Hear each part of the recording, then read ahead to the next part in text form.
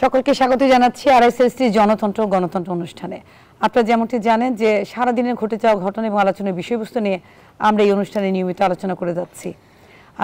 দর্শক যেমনটি জানেন, জুলাই সনদের যে বাস্তবায়ন পদ্ধতি, গণভোট নিয়ে সবাই একমত, কিন্তু কবে হবে কি হবে সেটি নিয়ে এখনো সমাধান হয়নি এবং সরকারে বেঁধে দেওয়া যে সময় সেটি শেষ হতে যাচ্ছে আগামীকাল সোমবার।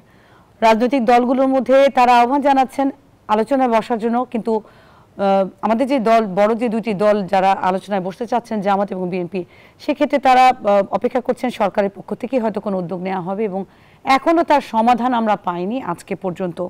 আগামীকাল সোমবার দেখার বিষয়, সোমবার যেহেতু শেষ দিন, তার পরবর্তীতে সরকারের পক্ষ থেকে বা ইসির পক্ষ থেকে কোনো ঘোষণা বা নতুন কোনো আলোচনার উদ্যোগ আসে কিনা, এই সব কিছু মাথায় রেখে রাজনৈতিক সংকটের জায়গাটি এখন কোথায় রয়েছে সেটি আজকের আলোচনায় বের করার চেষ্টা করছি। আর এই বিষয়গুলো নিয়ে আলোচনা করার জন্য আমাদের আজকের স্টুডিওতে উপস্থিত হয়েছেন আমাদের অত্যন্ত প্রিয় ভাজন এবং রাজনৈতিক বিশ্লেষক তিনজন অতিথি। আমি পরিচয় করে দিতে চাচ্ছি একে একে তাদের সঙ্গে। আমার ঠিক ডান দিকেই রয়েছেন শাহাদাত হোসেন সেলিম, উনি বাংলাদেশ এলডিপির চেয়ারম্যান, আপনাকে স্বাগত জানাচ্ছি। এবং তার ঠিক পরেই রয়েছেন অধ্যাপক ডক্টর তৌফিকুল ইসলাম মিথিল, উনি বেসরকারি বিশ্ববিদ্যালয়ের শিক্ষক যে সংগঠন তার সভাপতি এবং সেই একই সাথে উনি রাজনৈতিক বিশ্লেষক এবং শিক্ষক। সেই সাথে আমরা স্টুডিওতে আজকে আরেকজন পেয়েছি, বাংলাদেশ কমিউনিস্ট পার্টি সিপিবির সাধারণ সম্পাদক আব্দুল্লাহ আল কাফি রতন। আপনাদের সকলকেই শুভেচ্ছা এবং স্বাগত জানিয়ে আলোচনাটি শুরু করছি।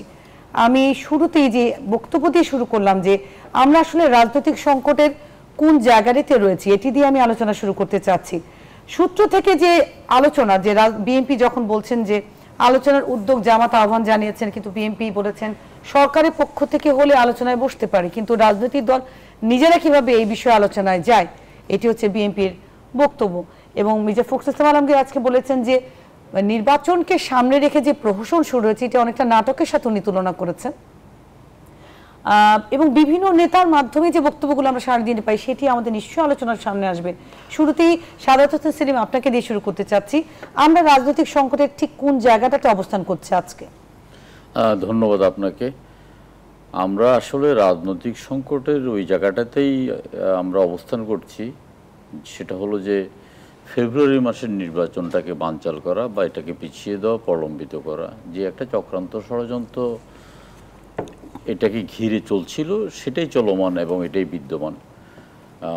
ডক্টর ইউনূসকে ঘিরে এক ধরনের মাফিয়া এবং আপনার এক ধরনের আপনার সুবিধাবাদী চক্র ওনাকে ঘিরে ফেলেছে, সেখান থেকে আসলে উনি আপনার বেরিয়ে আসতে পারছেন না এবং তিনি সম্ভবত খুব অসহায় বোধ করছেন এখন এখানে। তো আমরা আসলে বুঝতে পারছি এখন যে একটা আপনার অন্তর্বর্তীকালীন সরকার একটা দেশকে কিভাবে ধীরে ধীরে জাহান্নামে পরিণত করছে এটা আমরা উপলব্ধি করছি। অগাস্ট মাসের 5 তারিখে হাসিনা সরকারের পলায়নের পরে বিএনপি যখন 7 তারিখে 3 মাসের মধ্যে নির্বাচন দাবি করলো, চারিদিকে হই হই রই রই করে রব উঠল, কিন্তু এখন একটা বিশাল অংশ অনুভব করছে যে আসলে নির্বাচনটা অনেক আগে হওয়া দরকার ছিল। নির্বাচনটাকে কোনোভাবেই ফেব্রুয়ারি পর্যন্ত টেনে নেওয়াটা ঠিক হয়নি। নির্বাচনকে টানার মধ্যে, ফেব্রুয়ারি পর্যন্ত টানার মধ্যে বিভিন্ন ষড়যন্ত্রের মধ্যে একটা ষড়যন্ত্র ছিল যে একটা সংস্কার এবং সংস্কারের নামে কালক্ষেপণ। সংস্কার একটা চলমান প্রক্রিয়া, একটা রাষ্ট্রের সংস্কার হয়, একটা আপনার সংসারের সংস্কার হয়, একটা প্রতিষ্ঠানের সংস্কার হয়, এটা কিয়ামত পর্যন্ত চলবে সংস্কারটা। কিন্তু এই সংস্কারের নামে একটা ঐক্যমত্য কমিশন গঠন করে পুরো জাতিটাকে একটা অনৈক্যের দিকে ঠেলে দিয়ে একটা অংশ পালিয়ে গেছে, অন্যরা একটা সময় পালিয়ে যাবে। আমরা ঐক্যমত্য কমিশনের ঐক্যমত্যের নামে যে মস্করাটা দেখেছি, এখন এটা উপলব্ধি করতে পারছি যে আসলে তাদের মানে চিন্তা এবং চেতনার মধ্যে কতটা চক্রান্ত এবং ষড়যন্ত্র ছিল। পাশাপাশি আপনার রাজনীতি, আমরা 8 মাস বসে আমরা যে সংকটটাকে সমাধানের একটা মানে রাস্তা বের করে আমরা ঐক্যমত্য কমিশনে একমত হয়েছি, আমরা স্বাক্ষর করেছি, সেখান থেকে সরে এসে হঠাৎ আপনার একটা রাষ্ট্রীয় মস্কারি, যেটাকে বলে রাষ্ট্রীয় মস্কারা, যে 7 দিনের ভিতর রাজনৈতিক দলদেরকে বলছে তোমরা বসে একটা ইয়ে করো, এর চাইতে মনে হয় আপনার বছরের সেরা কৌতুক হলো যে এই জিনিসটা আর কি। তো আসলে এটা তো যেমন আমরা ঐক্যমত্য কমিশনে যখন প্রথম দিকে বসেছি তখন প্রায় প্রত্যেকটা রাজনৈতিক দলের মধ্যে মাথার মধ্যে একটা চিন্তা ছিল যে শেখ হাসিনা একটা স্বৈরশাসক হয়ে গেছে, একটা দানবে পরিণত হয়েছে, এই দানবকে রুখতে হলে বিভিন্নভাবে আপনার সংস্কার করতে হবে, কিন্তু কোনোটার সাথে মিলছে না। এবং শেখ হাসিনাকে কিন্তু বর্তমান আপনার সংবিধান তাকে স্বৈরশাসক তৈরি করেনি, শেখ হাসিনা নিজেই স্বৈরশাসক তৈরি হয়ে গেছে। এবং তাকে স্বৈরশাসক তৈরি করতে আপনার বিভিন্ন বাহিনী, আমলা, ব্যবসায়ী, সেনা, মানে মিডিয়া, সবারই একটা অবদান আছে তাকে স্বৈরশাসক করতে। কিন্তু সবার কথা হলো যে না, এখানে পরবর্তীকালে যিনি ক্ষমতায় আসবেন তার হাত পা বাঁধতে হবে। এই হাত পা বাঁধতে গিয়ে বিভিন্ন রকম আলাপ আলোচনার প্রেক্ষিতে ধরেন একটা সমাধানে আসছে জিনিসটা, কিছু মানে নোট অফ ডিসেন্ট দিয়ে ঐক্যমত্য কমিশন অনেক বেশি সময় নষ্ট করছে। পরবর্তীকালে আমরা বারবার বলছি যে আপনার প্রয়োজনে সকাল 10টা থেকে রাত্রে 10 পর্যন্ত মিটিং করেন, আমরা প্রতিদিন মিটিং করতে চাই, কিন্তু ওনারা একদিন একটা মিটিং করে আবার 3 দিন বন্ধ করে আবার 1 নম্বর এজেন্ডা অসমাপ্ত রেখে 4 নম্বর এজেন্ডা চলে গিয়ে ওনারা 31শে জুলাই গিলোটিন পদ্ধতিতে রাত্রে 10টা বাজে বললো যে আপনারা এইটার সাথে কে হ্যাঁ আছেন কিন্তু কে না আছেন, সংসদের মতো করে হ্যাঁ না করে ওনারা একটা জোগাজোগে পাকিয়ে ফেলছেন। কিছু কিছু ক্ষেত্রে যে নোট অফ ডিসেন্টটা হয়েছে এগুলো কিন্তু আরেকটু আলোচনা করলে, আরেকটু আলোচনার সুযোগ দিলে সেখান থেকে 9টা নোট অফ ডিসেন্ট থেকে হয়তো 2-3টাতে চলে আসতে পারতো, সেটা ওনারা করেননি। পরবর্তীকালে এখানে কথা আসলে এটা বাস্তবায়নের জন্য, বাস্তবায়নের আসলে কোনো আপনার সংবিধানে কোনো রাস্তা নাই। পরে দিয়ে প্রত্যেকটা রাজনৈতিক দল একমত হলো হ্যাঁ জন আকাঙ্ক্ষাকে সামনে রেখে। আমার প্রশ্নটা ছিল যে এই যে কালকে একটি ডেডলাইন রয়েছে যে সোমবারের মধ্যে আলোচনা, তো আসলে আমরা কোনো ফলপ্রসূ আলোচনা দেখিনি। না দেখবেন না তো, এটা তো রাষ্ট্রীয় মস্কার। আমি আপনাকে বললাম, আমরা বললাম যে এখানে জন আকাঙ্ক্ষার ভিত্তিতে আমরা বলতে পারি যে একটা গণভোট, এবং গণভোটটাকে আমরা প্রাধান্য দিয়েছি শেষ পর্যন্ত, যদিও সংবিধানে গণভোট নাই, গণভোট করার কোনো এখতিয়ার নাই। কিন্তু আমরা বলেছি যে আপনার নির্বাচনের দিন একসাথে সংসদ নির্বাচনের গণভোটটা একদিনে হোক। 30টি রাজনৈতিক দলের মধ্যে 28টি রাজনৈতিক দল কিন্তু একমত হয়েছে যে সংসদ নির্বাচনের দিনেই গণভোট হওয়া দরকার। আর 2টি রাজনৈতিক দল, জামাতে ইসলাম এবং ইসলামী আন্দোলন বাংলাদেশ, এই 2টি রাজনৈতিক দল বললো যে সংসদ নির্বাচনের আগে গণভোট। তো তারা বললো যে 2টা ব্যালটে কীভাবে ভোট দেবে। আমরা বললাম যে 3টা ব্যালটে ভোট দেওয়ার তো জনগণের আপনার ভোটারদের অভিজ্ঞতা আছে, 3টা ব্যালটে সাধারণত ভোট হয় গ্রামের মধ্যে। যেভাবে একেবারে একটা বালখিল্য একটা আলস্বরূপ আচরণ করলো সেদিন, পরবর্তীকালে তার চেয়ে বেশি বালখিল্য আচরণ করলো এই অনৈক্য কমিশন। এই অনৈক্য কমিশন যেটা 28 জন একমত হয়েছেন সেটাকে প্রাধান্য না দিয়ে তারা বললো যে নির্বাচনের আগেও গণভোট হতে পারে, নির্বাচনের দিনে হতে পারে, যে আগে হতে পারে বলে একটা উস্কানিমূলক আলোচনা করে তারা একটা সংকটের সৃষ্টি করলো। 2-1টা দল এখন বলতেছে আগে হতে হবে। এটি হলো অনৈক্যের মূল কারণ। এবং আপনার এই অনৈক্যটার আমরা জায়গায় দাঁড়িয়ে আছি নির্বাচনটাকে প্রলম্বিত করা, নির্বাচনটাকে বিলম্বিত করা। কারণ নির্বাচন প্রলম্বিত হতে তো মানুষ তো মারা যাবে, মানুষ মারা গেলে জানাজার নামাজ হবে, জানাজার নামাজ হলে জানাজার নামাজে দাঁড়িয়ে আপনার রাজনৈতিক বক্তব্য দেওয়া যাবে, মসজিদে দাঁড়িয়ে রাজনৈতিক বক্তব্য দেওয়া যাবে, তারপর ওয়াজ মাহফিলে দাঁড়িয়ে রাজনৈতিক বক্তব্য দেওয়া যাবে। এসব কারণে আপনার কাছে আসতে চাচ্ছি, আমার প্রশ্নটা একই কিন্তু আমি সেই সাথে অ্যাড করতে চাচ্ছি। আমরা কিন্তু দেখেছি সিলেটে বিস্ফোরণ হয়েছে, বিএনপি যে মিছিল হয়েছে সেখানে, ময়মনসিংহে হয়েছে, এবং গত কয়েকদিন ধরে যখন থেকে বিএনপি নমিনেশনগুলো ঘোষণা করে দিয়েছেন, এবং সেক্ষেত্রে একই গ্রুপের বিভিন্ন, কারণ বিএনপিতে অনেক জনপ্রিয় নেতা রয়েছেন, এটাতে কোনো সন্দেহই নাই, কিন্তু এই দলীয় নেতাকর্মী বা ছাত্রদলের কিছু কর্মী তারা অভিযোগ করেছেন যে তাদের উপর হামলা আচরণ হচ্ছে। এই সংঘাত বা এই সংকটের সমাধান কি? আমরা কোথায় আছি আসলে নির্বাচনকে সামনে রেখে? ধন্যবাদ আপনাকে এবং ধন্যবাদ সম্মানিত সহ আলোচকদের। আসলে যে একটা উদ্ধৃতি দিয়েই শুরু করতে চাই, যেটা আজকে বিএনপির মহাসচিব মির্জা ফখরুল ইসলাম আলমগীর ইতিমধ্যেই বলেছেন, রাজনীতির রঙ্গমঞ্চে ড্রামা চলছে। এটা আজকে আসলে রাজনীতিতে ড্রামা নতুন কিছু নয়, এগুলো আমরা গত 16-17 বছরও দেখেছি কত ড্রামা মঞ্চস্থ হয়েছে মানুষের ডাইমেনশন অন্যদিকে নেওয়ার জন্য। এরই প্রক্রিয়া হিসাবে আমার কাছে মনে হয় এগুলো শুরু হয়েছে। আসলে কি হতে পারতো সেটাতে আমরা না যাই, এখন কি হতে পারে, যেটা গত আলোচনায় আমার সম্মানিত সহ আলোচক ভাই ছিলেন এখানে, আমরা বলেছি যে প্রতিটা দিনই কিন্তু একটা কাউন্টডাউন হওয়া উচিত, যে আজকের আপডেট কি, আজকের 24 ঘন্টার আপডেট কি, নেক্সট ডেতে কি আপডেট আছে। কারণ আমরা সামনের দিনগুলো কিন্তু এখন দৃশ্যমান আপডেট কিন্তু মানুষ দেখতে চায়। এখন থিওরিটিক্যালি আমরা বলছি তফসিল হবে এই যে ডিসেম্বরে, না সময় নেই, এখন দৃশ্যমান মানুষ কিছু দেখতে চায়। কারণ কেন দেখতে চায় আপনি দেখেন, একদিকে প্রধান উপদেষ্টা, প্রধান নির্বাচন কমিশনার নির্বাচন কমিশনার সবাই বলছে নির্বাচনের দিকে এগোচ্ছে, কিন্তু মাঝে মাঝে আমরা দেখি আবার সরকারি মুখপাত্র থেকে প্রেস ব্রিফিং আসছে নির্বাচনে বাধাগ্রস্ত করার জন্য কিছু সংখ্যক লোক চেষ্টায় আছে কিভাবে নির্বাচনকে প্রলম্বিত করতে পারে, নির্বাচনকে বাধা দিতে পারে, আনস্টেবল সিচুয়েশন ক্রিয়েট করতে পারে। আমার প্রশ্ন হচ্ছে আপনাদের কাছে যদি সেই ইনফরমেশন থেকে থাকে কে বা কারা এটা করতে পারে, সো আপনারা কেন ইনিশিয়েটিভ নিচ্ছেন না? আপনাদের কাজটা কি?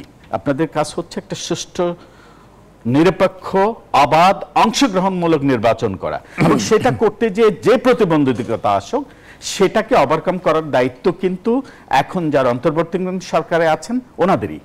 আর যারা পলিটিক্যাল রঙ্গমঞ্চে, আমি যেটা বলতে চাই যে আমরা দেখেছি, আমরা যখন শিক্ষক হিসেবে বলছি, কিছু ছাত্র ছাত্রী সবসময় পরীক্ষা পেছাতে চায়। কারা পেছাতে চায়? যাদের প্রিপারেশন ভালো থাকে না, যারা মনে করে এখন পরীক্ষা দিলে আমি রেজাল্ট ভালো করব না। রাজনীতির রঙ্গমঞ্চেও তাই আছে, যারা ধরে নিচ্ছে যে ওরা কয়েকটা স্টুডেন্ট পার্লামেন্টে ইলেকশন হয়েছে, এটার রিয়েলিটি আর ইন প্র্যাকটিক্যাল জাতীয় নির্বাচনের রিয়েলিটি কিন্তু ডিফারেন্ট। এটার চিত্র কিন্তু একরকম না। এটা দেখে কেউ যদি ভেবে থাকে তাদের বড় কিছু হবে, অনেক ভালো করবে, যেটা এটা আমি দায়িত্বহীন ভাবেই বলবো, বাংলাদেশে দুটো বড় দল না, বড় দল একটি, সেটা হচ্ছে বাংলাদেশ জাতীয়তাবাদী দল বিএনপি। আর বিএনপির সাথে জামাতের যে গ্যাপটা, আসলে কিন্তু আপনি যদি বিগত নির্বাচনগুলো দেখেন, ইনফ্যাক্ট আমি কি হিসেবে বলছি যে পাস্ট প্রেজেন্ট, আপনি যদি সিন্স ইন্ডিপেন্ডেন্স থেকে যে ইলেকশনগুলো দেখেন, জামাত কয়টা আসন পেয়েছে, সেক্ষেত্রে বিএনপি কয়টা পেয়েছে, সেটা দিয়ে কিন্তু সাইজ বোঝা যায়। জামাত দাবি করছে এখন আর সেই সময় নেই, জামাত তাদের ইমেজকে নতুন করে, নতুন বাংলাদেশ, নতুন ইমেজে তারা সবার সামনে আসছে। তাহলে খুব দ্রুত ইলেকশনে যাচ্ছে না কেন? তাদের যদি অবস্থা সত্যি ভালো হয়ে থাকে, আমি অনেক আগে নিয়েছে, আমি ম্যাম তারা তো 300 আসনে নমিনেশন দিয়ে দিয়েছে। মিস, আপনি যেটা বলেছেন I strongly agree with you.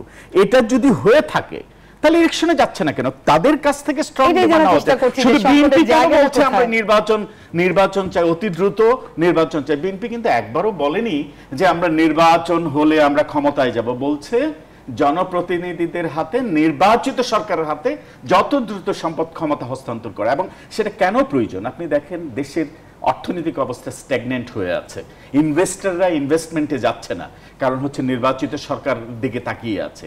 একইভাবে আপনি যদি দেখেন দেশের প্রশাসনিক স্থবিরতা আছে, সর্বক্ষেত্রে একটা স্থবিরতা রক্ষা করা যাচ্ছে। এবং এই যে গণভোটটা কি? জুলাই সনদ হচ্ছে একটা রাজনৈতিক সমঝোতা, আমি যেটা মনে করি। জুলাই সনদটা কি? একটা রাজনৈতিক সমঝোতা। এই সমঝোতাটা কিন্তু রাজনৈতিক দলের মধ্যে হয়ে গেছে। এখন কি প্রয়োজন? জনগণের একটা ম্যান্ডেট প্রয়োজন। সেটা যেদিন জাতীয় নির্বাচন হয় সেদিনই হতে পারে। আমরা আলাদাভাবে একটা করতে যাওয়া মানে কি? এই বিশাল কর্মযজ্ঞের জন্য রাষ্ট্রের যে ব্যয় হবে, এই ব্যয়টা কে বহন করবে? এমনি অর্থনৈতিকভাবে আমরা অনেক পিছিয়ে গেছি। এখন প্রয়োজন একটা বোর্ড। কেন? ইতিমধ্যে সম্মানিত সহ আলোচক বলেছেন, আমরা একই দিনে কিন্তু 3টা বোর্ড দেওয়ারও কিন্তু রেওয়াজ আছে, আমরা সেটা করেছি, অভ্যস্ত সেটা।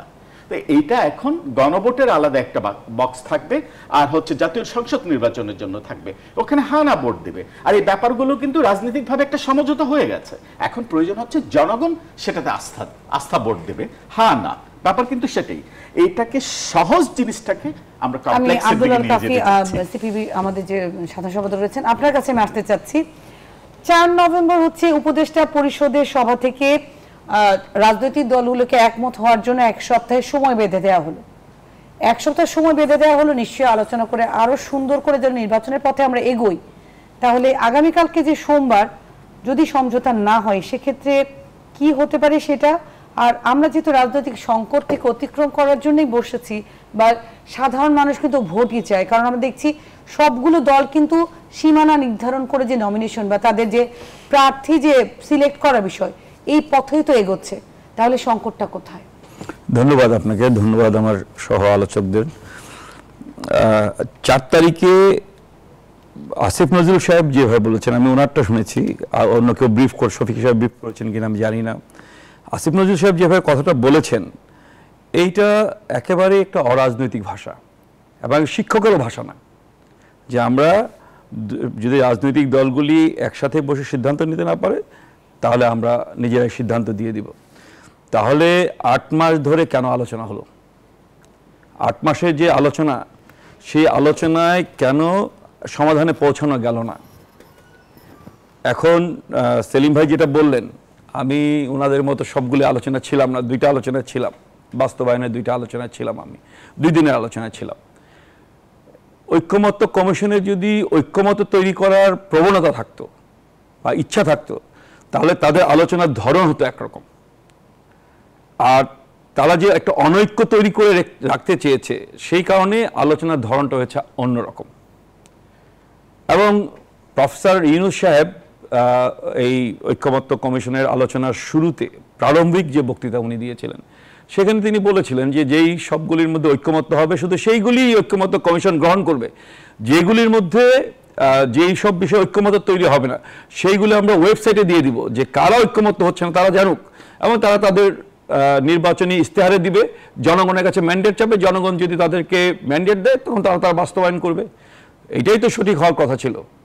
এখন ঐক্যমত্য কমিশন যেইটা দলগুলি চায় না সেইটাও কেন তারা হলো নিয়ে আসতে চাচ্ছে, ফলে এই ঐক্যমত্য কমিশন অনৈক্য কমিশনে রূপান্তরিত হয়েছে। এবং আপনি সেলিম ভাই চমৎকারভাবে বলেছেন, মানে এটা একটা বাক্যে উনি যেভাবে বলেছেন যে এই সংবিধানে এই সমস্যার সমাধানের কোনো পথ নাই, কোনো পথ নাই। আপনি গণভোট করবেন, গণভোট করার কোনো পথ এই সংবিধান দেয়নি। এনসিপি যে বালখিল্য কথাগুলি বলছে যে প্রধানমন্ত্রীকে, প্রধান উপদেষ্টাকে আপনার আদেশ দিতে হবে, আদেশ দেওয়ার একমাত্র অধিকার হচ্ছে রাষ্ট্রপতির। এখন রাষ্ট্রপতিকে আপনার পছন্দ হোক আর না হোক, রাষ্ট্রপতি তো আছেই, উনি তো দেশের রাষ্ট্রপতি নাকি। কিন্তু বিগত 1 বছর তো আমরা দেখেছি যে প্রধান উপদেষ্টার খুব কাছের একটি দল নাকি এনসিপি, এবং যেহেতু ছাত্রদের প্রতিনিধি সেখানে রয়েছেন,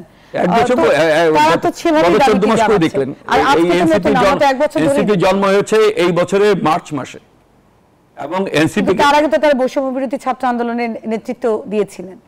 বৈষম্য বিরোধী ছাত্র আন্দোলনের নেতৃত্ব তো শুধু তারা দেয় নাই, যদি আপনি দেখেন, আপনি খুব ক্যাটাগরিক্যালি যদি দেখেন, তারা কিন্তু যারা বৈষম্য বিরোধী ছাত্র আন্দোলনের নেতা বলে পরিচিত যদি ধরেন, তারা কিন্তু কেউই ছাত্র না।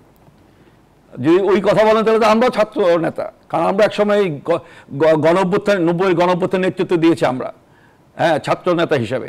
তখন আমরা ছাত্র ছিলাম, আমি তখন 3rd ইয়ারে পড়ি, অনার্স 3rd ইয়ারে পড়ি। এরা তো সবাই ছাত্রত্ব ত্যাগ, মানে এদের শেষ হয়ে গেছে।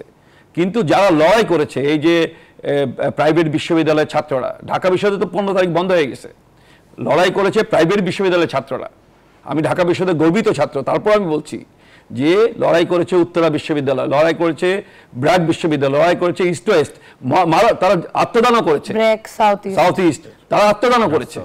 হ্যাঁ, সুতরাং আমি, এবং তার চেয়ে বড় কথা যে আরেকটা গ্রুপকে যদি আমরা অস্বীকার করি সেটা হবে না, যারা জাতীয় বিশ্ববিদ্যালয় অধীনে কলেজগুলির যে ছাত্ররা, তারা কিন্তু চূড়ান্ত লড়াই করেছে, শ্রমজীবী মানুষের লড়াই করেছে। 168 জন টোকাই আত্মদান করেছে। এই টোকাইদের কি লাভ? এই কোটা না মেধা, মেধা না কোটা, এই স্লোগানে তারা তো জীবন দিয়েছে। 24 জন রিক্সা শ্রমিক জীবন দিয়েছে। সুতরাং এই যে 834 জন অথবা 1400 যেটাই বলেন, এই যে লোকগুলি জীবন দিল, সেইখানে এনসিপির ভাগ কতটুকু? এনসিপি তো পরে জন্ম নেওয়া পার্টি। এই যে কোটি কোটি তরুণ যে ছাত্র রাস্তায় নেমে এসেছিল, তাদের কয়জন হচ্ছিল রাস্তায় ছিল, কয়জন এনসিপিতে গেছে? তাদের অধিকাংশ আমরা কিছুদিন আগে যেমন দেখেছিলাম যে এনসিপিও তাদের প্রতীক নিয়ে ওই সমস্যাগুলোরও তো সমাধান হয়ে গেছে, এবং ইসির পক্ষ থেকে বলা হয়েছে এনসিপি সহ আরো 3টা দল তারা সাংবিধানিকভাবে যেন নির্বাচনে রেজিস্ট্রেশনটা হয়ে যাবে এবং নিবন্ধন হওয়া মাত্র তারা নির্বাচনে অংশগ্রহণ করতে পারবেন। এই জায়গাগুলো তো আসলে ইতিমধ্যে সমাধান হয়ে গেছে। আপনাকে খুব ক্লিয়ারলি বলি, প্রত্যেকটা দল কিন্তু নির্বাচনের প্রস্তুতি নিয়ে নিয়েছে, ইনক্লুডিং কমিউনিস্ট পার্টি।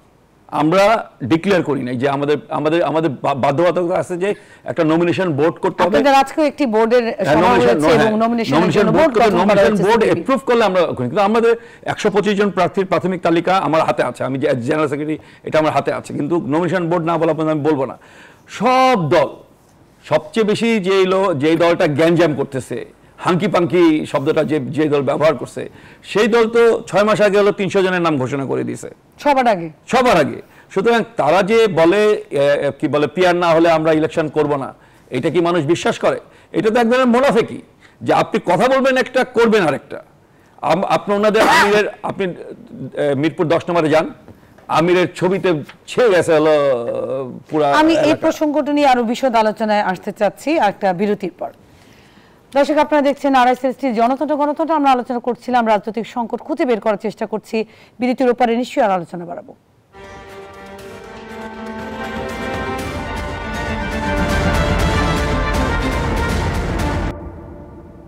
বিরতিপুর সকলকে আবারও স্বাগত জানাচ্ছি। আপনারা দেখছেন RSST জনতন্ত্র গণতন্ত্র। আমরা আলোচনা করছিলাম রাজনৈতিক সংকট নিয়ে। আমরা যে আলোচনাটি ছেড়ে গেছি সেখান থেকে আসছে জনাব আব্দুল্লাহ আল কাফি রতন, আপনার কাছে আবারও প্রশ্নটি রাখছি।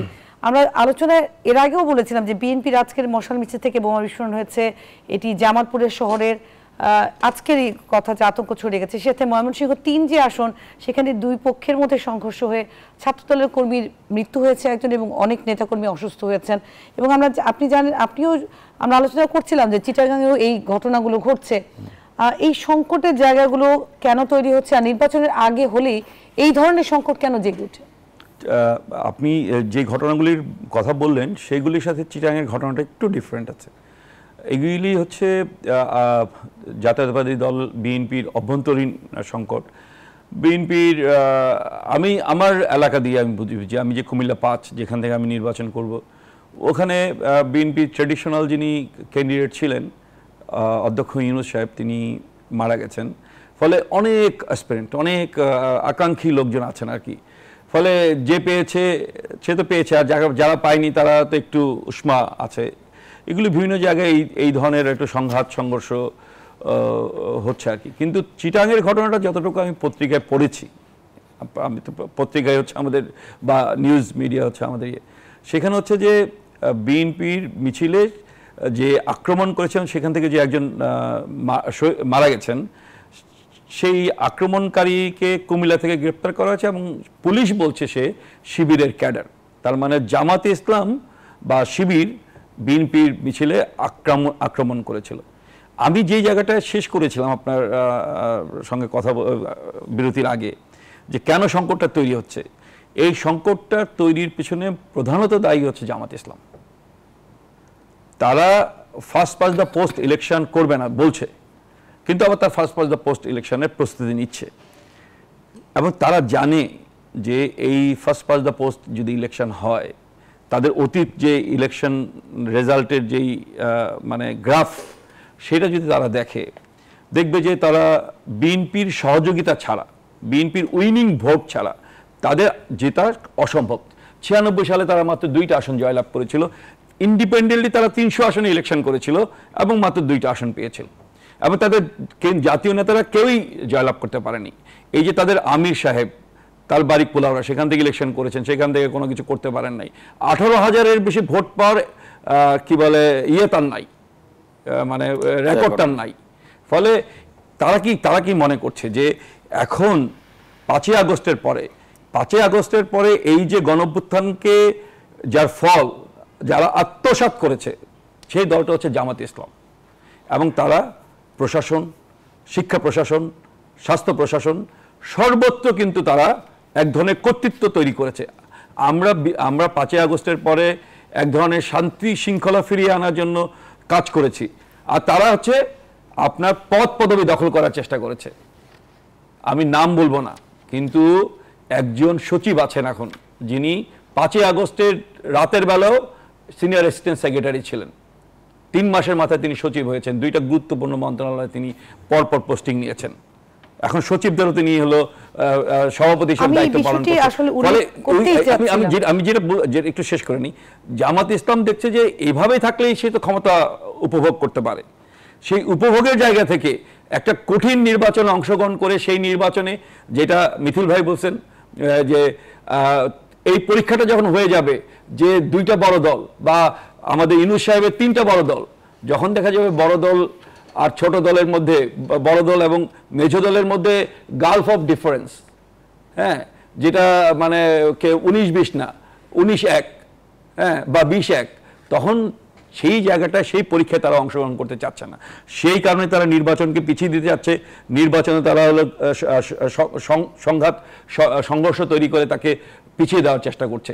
ফলে আমার মনে হয় যে যারা গণতান্ত্রিক রাজনৈতিক দল, ইনক্লুডিং কমিউনিস্ট পার্টির কথা আমি যদি বলি, অন্য সেলিম ভাইয়ের দল, কে বলে আপনার বিএনপি, সবারই উচিত এখন সরকারের কাছে দাবি জানানো যে এই মুহূর্তে আপনি ঘোষণা করেন যে আপনার নির্বাচনী রোডম্যাপ কি, কোন দিন আমি তফসিল তো ঘোষণা করবেন আপনি মানে একটা নিয়ম অনুযায়ী, কিন্তু কোন দিন আপনি তফসিল ঘোষণা করবেন সেই কথাটা জনগণকে আপনি জানিয়ে দেন।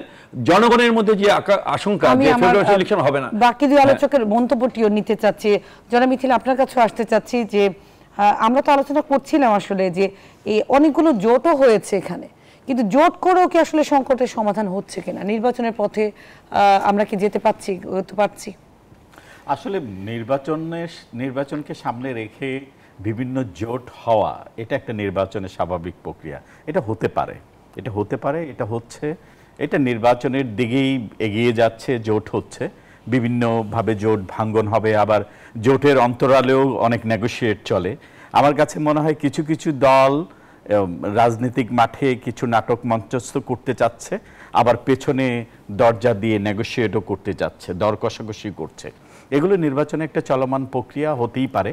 কিন্তু যে কথাটা বলতে চাই, যে কথাটা ইতিমধ্যে আমার সম্মানিত আলোচক বলেছেন, নির্বাচন এখন কারা চাবে না, আমাকে যদি বলেন আমি সোজা একটা কথা বলবো যে গত 1 বছর এই 14 মাস যারা সবচাইতে বেশি বেনিফিশিয়ারি, আর যারা বেনিফিশিয়ারি কন্টিনিউ করছেন বেনিফিশিয়ারি হিসেবে, তারাই হয়তো নির্বাচন চাবে না। বিএনপি কিন্তু কোনো সরকারের, আপনার সবচাইতে বড় দল যেটা, বিএনপি কিন্তু সরকারের কোনো অংশ হয়ে থাকেনি। চাইলে প্রথম দিকে এই পট পরিবর্তনের পর একটা কিন্তু প্রস্তাব ছিল সরকারের অংশ হবে কিনা, কিন্তু বিএনপি থেকে কিন্তু সরাসরি এটা না বলা হয়েছে। তা আমার কথাটা হচ্ছে যেটা ইতিমধ্যে সম্মানিত সহ-আলোচক বলেছেন, যারা বেনিফিশিয়ারি এবং চিন্তা করছেন যত প্রলম্বিত হয় তত বেনিফিট পাবো, তারাই কিন্তু নির্বাচনকে প্রলম্বিত করতে চাচ্ছে। এখন এইভাবে তো একটা দেশ চলতে পারে না। ডেফিনেটলি আমাদের একটা রোড ম্যাপ প্রয়োজন। এই রোড ম্যাপে প্রতিটা দিনক্ষণ, এখন কিন্তু কাউন্টিং দ্য ডেজ, এখানে কিন্তু উইক হবে না, মাস হবে না। কাজে কোন তারিখে তফসিল হবে, কোন তারিখে নির্বাচন হবে, সেটা কখন ডিক্লেয়ার দেওয়া হবে, প্রত্যেকটা জিনিস একদম ক্লিয়ার করে দেওয়া উচিত। জনগণ দৃশ্যমান দেখতে চায়। আসলে আমি সেলিম ভাইয়ের মন্তব্যটি নিতে চাচ্ছি।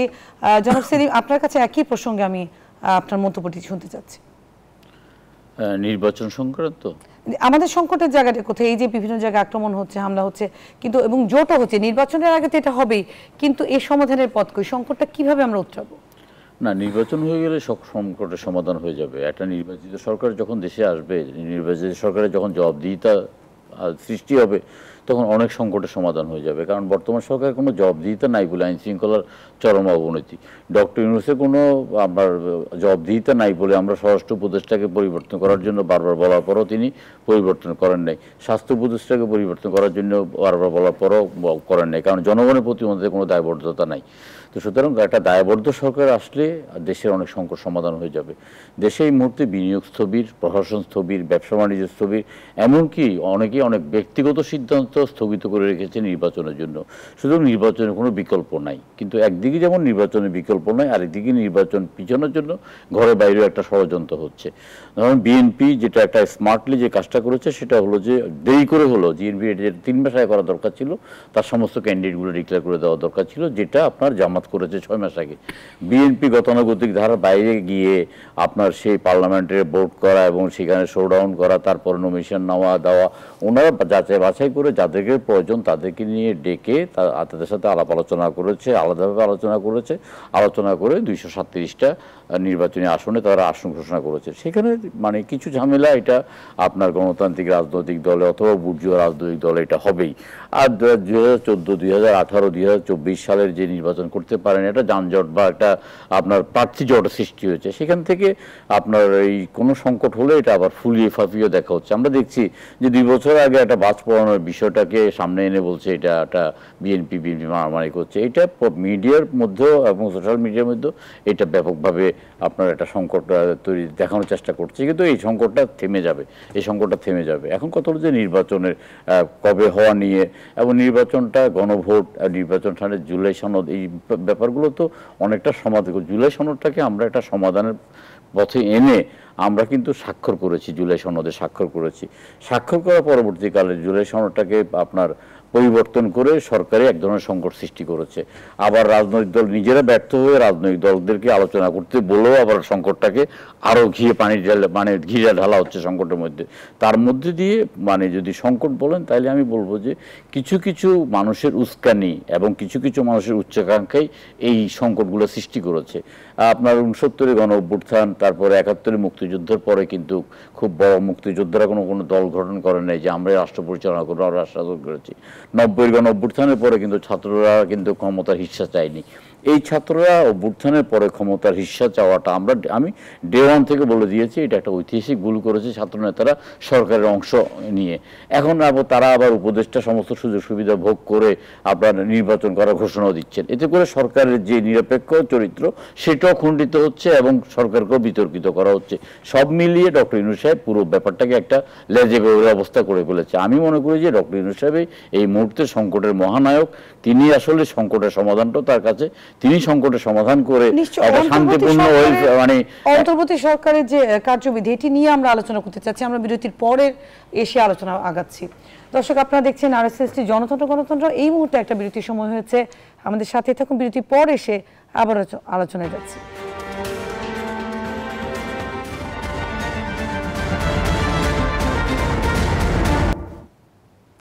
বিরতির সকলকে আবারও স্বাগত জানাচ্ছি। আপনারা দেখছেন RSST জনতন্ত্র গণতন্ত্র। আমরা সরাসরি আলোচনা চলে যাচ্ছি। এই পর্যায়ে অধ্যাপক মিথিলা, আপনাকে দিয়ে শুরু করতে চাচ্ছি। আজকে সালাউদ্দিন আহমেদ একটি বক্তব্য দিয়েছেন, অন্তর্বর্তী সরকার রেফারি হয়ে হাত দিয়ে একটা গোল দিয়ে দিয়েছে। উনি কি বোঝাতে চেয়েছেন, কি গোল দিয়ে দিয়েছেন? আর অন্তর্বর্তী সরকারের এই যে আকাঙ্ক্ষার জায়গাটা কি? আমাদের আরেকটি সূত্র আর কি জানিয়েছে যে তারা, যেহেতু কালকে সোমবার শেষ দিন আলোচনার জন্য যে সময়টি নির্ধারিত ছিল 1 সপ্তাহ, নিজেরা ভিতরে আলোচনার সুযোগ তো রয়েইছে। আসলে আমি যে কথাটা লাস্ট বলতে চাই, যেটা আসলে সেলিম ভাই একটু বলেছিলেন, যে আসলে বিপ্লবীরা যখন স্বার্থের চিন্তা করে, এটা কিন্তু আসলে প্রকৃত বিপ্লবী হয় না। প্রকৃত বিপ্লবীরা কখনো স্বার্থের চিন্তা করবে না। ওনারা বিপ্লব মানুষকে ধরেন স্বাধীনতার জন্য কথা বলার জন্য স্পেসটা তৈরি করে দিয়ে চলে যাবে। আপনি যদি দেখেন এই ব্রিটিশ বিরোধী আন্দোলনে সুভাষ বসু কিন্তু সেই কাজটা করেছে, স্বাধীনতা যুদ্ধের সময় অনেক মুক্তিযোদ্ধা কিন্তু সেটা করেছে। এবং একইভাবে জুলাইয়ে যারা প্রকৃত যোদ্ধা ছিল, যারা বেনিফিশিয়ারি হতে চেয়েছে, আমার সেখানে ডাউট আছে তারা প্রকৃত বিপ্লবী কিনা। আপনি দেখেন যে কথাটা আমার সম্মানিত সহ-আলোচক বলেছেন, প্রাইভেট ইউনিভার্সিটির একজন ছাত্র, একজন শিক্ষককে দেখাতে পারবেন যে এই 5ই আগস্টের পর কোনোভাবে বেনিফিশিয়ারি হওয়ার চেষ্টা করেছে? অথচ প্রকৃত অর্থে সেই পড়ে যাওয়া, ডুবে যাওয়া আন্দোলনকে কারা জাগ্রত করেছে? প্রাইভেট বেসরকারি বিশ্ববিদ্যালয়ের ছাত্র শিক্ষকরা মিলেই। কিন্তু কোনো অবস্থাতে বেসরকারি বিশ্ববিদ্যালয়ের কোনো ছাত্র, কোনো শিক্ষক বেনিফিশিয়ারি হতে চেয়েছে কি? আজকে যে সমস্যাটা হয়েছে, যারা এই জুলাই বিপ্লবকে নিজের সম্পত্তি ভাবতে যাচ্ছে, যেটা দেখেন গত 16-17 বছর আওয়ামী লীগ সবসময় চিন্তা করেছে মুক্তিযুদ্ধ হচ্ছে তাদের বাবার সম্পত্তি, এবং সেটা করেই কিন্তু মুক্তিযুদ্ধকে প্রশ্নবিদ্ধ করেছে। প্রশ্নবিদ্ধ আমি এই অর্থে বলছি, মুক্তিযুদ্ধ ওরা এটাকে নিজেদের সম্পত্তি ভাবতে শুরু করেছে। একইভাবে জুলাইকে যখন কেউ ভাবছে আমার নিজের সম্পত্তি, সমস্যাটা কিন্তু সেখানেই হচ্ছে। আমার প্রকৃত বিপ্লবী কখনো স্বার্থপর হয় না, আর যে স্বার্থপর হয় সে বিপ্লবী হয় না, এটা আমি বলতে চাই। জনাব রতন, আপনার কাছে আমি একই প্রশ্নই রাখতে চাচ্ছি। সালাউদ্দিনের বক্তব্যটি এখানে গোল কে দিল, আর এক হাতে যে গোল দেওয়ার ব্যাপারটি, ওটা উনি কি বোঝাতে চেয়েছেন? অন্তর্বর্তী সরকার সমস্যার জায়গাটা কোথায়, বা তাদের কি আসলে এই জায়গাটাতে যে মতানৈক্য, ঐক্যমত কমিশন, এগুলো নিয়ে আপনার মতামত? ইতিহাসে সবাই নিজেকে লিপিবদ্ধ করে রেখে দিতে চায়। ইনু সাহেবের 1/11-এর সময় যখন তাকে দায়িত্ব নিতে বলা হয়েছিল বলে আমরা শুনি, তখন তাকে বলা হয়েছিল উনি জিজ্ঞেস করেন কত বছর সময় পাবো, বলে 2 বছর, বলে না 5 বছর লাগবে আমার। তখন তো একটা অনির্বাচিত সরকার 5 বছর ক্ষমতা থাকবে এটা কেউই চায় নাই, ফলে উনি দায়িত্ব নেয় নাই। কিন্তু এখন উনি এসে কিন্তু ঠিকই 2 বছরের জন্য বা একটা সার্টেন পিরিয়ডের জন্য দায়িত্ব নিয়েছেন। আমাদের পাশের দেশ নেপাল, সুশীলা কার্কি, উনি প্রধান বিচারপতি ছিলেন। উনি যেদিন শপথ নিলেন তারপরের দিনই বলে দিয়েছেন, ভাই আমি 6 মাস থাকবো, মার্চ মাসের এত তারিখে 5 বা 6 তারিখে নির্বাচন হবে, একদম স্পষ্ট বলে দিয়েছেন। প্রফেসর ইউনূসের কিন্তু এই কাজটা করা দরকার ছিল, যে আমি একটা অবাধ নিরপেক্ষ, কারণ গত 16 বছর ধরে জনগণ ম্যান্ডেট দিতে পারে নাই যে 2014 সালে 5ই জানুয়ারি, 2018 সালে 30শে ডিসেম্বর, 2024 সালে 7ই জানুয়ারি নির্বাচন জনগণ ম্যান্ডেট দিতে পারে নাই। আমার কর্তব্য হচ্ছে আমি একটা ম্যান্ডেট দেওয়ার পরিস্থিতি তৈরি করে দিয়ে যাব, জনগণ যাতে সম্মতি দিতে পারে এবং সেই জন্য তার নিজের সরকার নিজে নির্বাচিত করতে পারে, সেই ব্যবস্থাটা করে দিয়ে যাব। কিন্তু প্রফেসর সাহেব হলো সংস্কার করবেন, নিজেই সংস্কার করবেন, আর সংস্কার তো একটা অনির্বাচিত সরকারের সংস্কার তো কেউ মেনে নিবে না। এখন কেউ মেনে নিচ্ছে না, তো এখন তো উনি যে জায়গায় পড়েছেন, এখন তো সরকার তো কাজ করছে। জনাব রতন, নির্বাচনকে সামনে রেখে দেখেন 2 দিনে 29 জেলায় নতুন ডিসি আসলো, 15টি জেলায় নতুন ডিসি, আর যারা পুরনো ডিসি তাদের মন্ত্রণালয়ে পাঠানো হলো, তারা তো বসে নেই। ইসি তো তার কার্যক্রম এগিয়ে নিয়ে যাচ্ছেন, বৈঠক করা, ট্রেনিং দেওয়া, এটা যদি কর্মকর্তা নির্ধারণ করা। এটা যদি কোনো সরকার নাও থাকতো তাও হইতো। আপনি শেখ হাসিনা বলে হয় নাই, কত ডিসি চেঞ্জ হয়েছে, কতবার ডিসি চেঞ্জ হয়েছে, কতবার কত কিছু হয়েছে। তো শেখ হাসিনা এটার ডিফারেন্স কি হলো? এইটা তো একটা বিষয়টা হচ্ছে একটা নির্বাচনকে সুষ্ঠু, অবাধ, নিরপেক্ষ নির্বাচন। সেই নির্বাচনটা কেমন হবে? কালো টাকা মুক্ত নির্বাচন হবে, পেশি শক্তি মুক্ত নির্বাচন হবে, প্রশাসনের কারসাজি মুক্ত নির্বাচন হবে এবং ধর্মের অপব্যবহার মুক্ত নির্বাচন হবে। সেই রকম একটা নির্বাচন যদি আপনার করার ব্যবস্থা থাকতো, যেমন এটা সেনাপ্রধান বলেছেন কিনা আমি জানি না, কিন্তু সেনাপ্রধান বলেছেন যে 8 দিনে 8টা বিভাগে নির্বাচন হবে, যাতে কোথাও মানে পাখিটাও হলো মানে ইয়ে করতে না পারে, মানে অবৈধ হয় না, উড়াউড়ি করতে না পারে। সুতরাং আমার মনে হয় যে এই সরকারের ওই যে মানে গোল দেওয়ার কথা বললো, যে রেফারি গোল দিয়ে দিয়েছে, বলছে যে এই সরকার আসলে যা করার দরকার ছিল সেটা না করে নিজেই খেলোয়াড় হয়ে গেছে আর কি, নিজেই খেলোয়াড় হয়ে নিজেই গোল দিয়ে একটা অন্তর্বর্তীকালীন সরকারের প্রধানত এবং অন্যতম দায়িত্ব হলো একটা সুষ্ঠু নির্বাচনের আয়োজন করাটা। ওনারা একটা সুষ্ঠু নির্বাচন আয়োজন করতে অনেক বেশি দেরি করে ফেলেছেন। ওনারা অন্যান্য দিকে ফোকাসটা খুব বেশি দিয়ে ফেলেছেন। ওনারা চীন থেকে যুদ্ধ বিমান ক্রয় করতে হবে, চট্টগ্রাম বন্দরকে বিদেশি জাহাজে তুলে দিতে হবে, করিডোর দিতে হবে, ওনারা এইসব বিপজ্জনক পথে চলে গেছেন।